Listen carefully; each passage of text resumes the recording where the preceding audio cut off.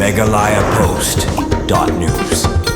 Kakenhuan kilong kami nagathan tursu Haribhoi district mentagasngi kelatur syaka office deputy commissioner Garibhoi halor ke jingtmu banwat jingtip nagate ke office terekam kabade halor ke jingbom yo ya ke ration card la bun snem mentah. Hagani jinglet chaka office deputy commissioner la elam de kokong yo ilut lingdo lembat kibe di kilong kami bat ke jingtmu jengki kalong banwat ke jingtip ke babnia kabade halor kata kanongrem badaki spangut kilong kami baduk ha ketika than kimsim la yo ration card hadu kini gisngi kata nuduk ke census arajar phwei baka kerteng jengki wat lada ki dei kilong yeng baduk kamsim la rung ha kata kathup ban yo yu khaw ration kabla mang da ka sarkar kami habaya kren bagilap thai khbor kokong yo ilut lingdo lembat kibe di kilong kami kelapan pau baka jingwan ki syaka office deputy commissioner kamdei setia banwan ra jingklumar handai kadai ke baki kwa bandawa ya kahok bakum kita gilong kmi beduk kede ban yo khaw ration bala amang da sarkar kmi ya kita gilong yeng beduk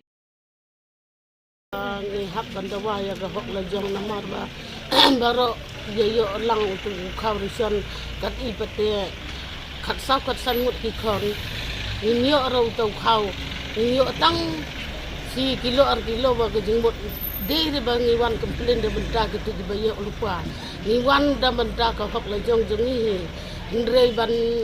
ong penthop bria rong ba sinong rong em kwa ban penthop bria ya kita ke bedayo lupa rong em kwa ni kwa ban yo ya ka hok la jong namar ba ngim yo da ka hok la jong te ke jingmot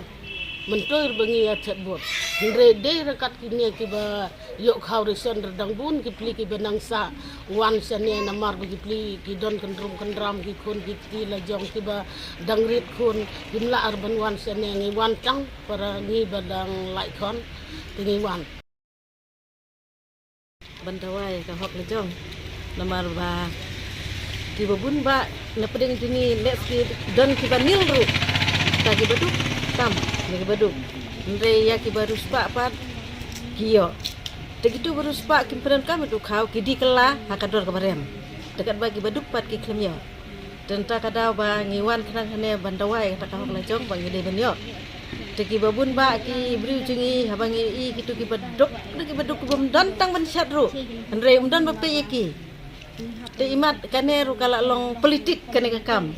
ya kitu ki badon tekila banai ya kitu ki baduk tam dan bape dan ta kada wa ini presiden cingi wanelam kenang yengi bangin dawai ta ka hok la jong bangi de benyo kata de ke jingkwa cingi nong tersu ko pa sausan tadi kisnong ni wan hangne om bangin wan na kinu kita ndre ni wan hangne na kamenta bangin dawa ya ka hok ka jengi na benta kumno bangin yo ya ki karsion namar ni iba kumbalong menta ni iba bun kilong ning baduk ki bom yo ya ki karsion kena kalyang jengi ka ka bangin wan banyak penduk ya jisi kana si kalong ba om bangin wan ban komplain ni kita ki bayo ya ki karsion ndre ni wan bandawa ya ka hok long beriu jongi kum kinong sung kiba syong hapo jong kari india hi barbawe kum ki